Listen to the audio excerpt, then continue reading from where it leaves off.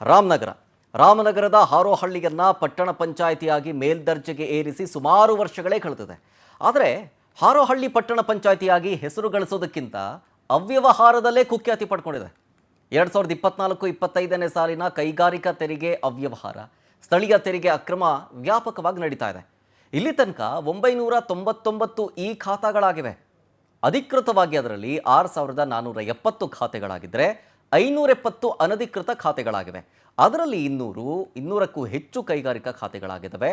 ಆದರೆ ಒಂದೊಂದು ಕೈಗಾರಿಕೆಗೆ ಒಂದೊಂದು ರೀತಿಯ ತೆರಿಗೆಯನ್ನು ವಿಧಿಸಿ ದೊಡ್ಡ ಮಟ್ಟದಲ್ಲೇ ಅವ್ಯವಹಾರ ನಡೀತಿದೆ. ಅಷ್ಟೇ ಅಲ್ಲದೆ ಯಾರದ್ದೋ ಜಮೀನನ್ನು ಮತ್ಯಾರಿಗೋ ಖಾತೆ ಮಾಡ್ತಿದ್ದಾರೆ. ಇಲ್ಲಿನ ಅವ್ಯವಹಾರದ ಬಗ್ಗೆ ಮೇಲಧಿಕಾರಿಗಳಿಗೆ ದೂರು ಕೊಟ್ಟರೂ ಕೂಡ ಯಾವುದೇ ಪ್ರಯೋಜನವಾಗ್ತಾ ಇಲ್ಲ. ಇದರಿಂದ ಹಾರೋಹಳ್ಳಿ ಪಟ್ಟಣ ಪಂಚಾಯಿತಿಯಲ್ಲಿ ನಡೆದಿರೋ ಅಕ್ರಮದ ಬಗ್ಗೆ ತನಿಖೆ ಮಾಡಬೇಕು ಅಂತ ಹೇಳಿ ಸ್ಥಳೀಯ ನಿವಾಸಿ ಶೇಷಾದ್ರಿ ರಾಮು ಹಾಗೂ ರಾಮಚಂದ್ರು ಇವರು ಆಗ್ರಹಿಸಿದ್ದಾರೆ.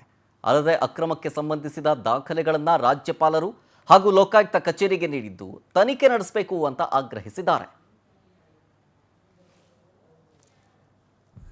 ಇದುವರೆಗೆ 4 ಮುಖ್ಯಾಧಿಕಾರಿಗಳನ್ನ ಕಂಡಿದೆ.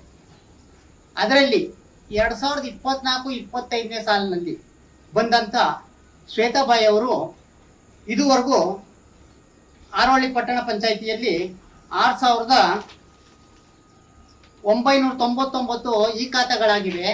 ಅದರಲ್ಲಿ ಅಧಿಕೃತವಾಗಿ 6478 ಅಧಿಕೃತ ಖಾತೆಗಳು, 521 ಅನಧಿಕೃತ ಖಾತೆಗಳು.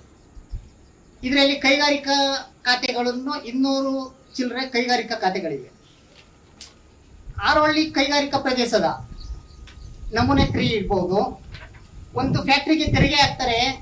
1 ಎಕರೆ ಮತ್ತೆ ಅರ್ಧ ಎಕರೆ ಕನ್ಸ್ಟ್ರಕ್ಷನ್ ಜಾಗಕ್ಕೆ 18 ವರ್ಷಕ್ಕೆ 7 ಲಕ್ಷ ಹಾಕ್ತಾರೆ.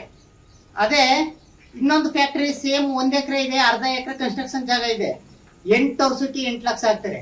ಹಾರೋಹಳ್ಳಿ ಪಟ್ಟಣ ಪಂಚಾಯಿತಿ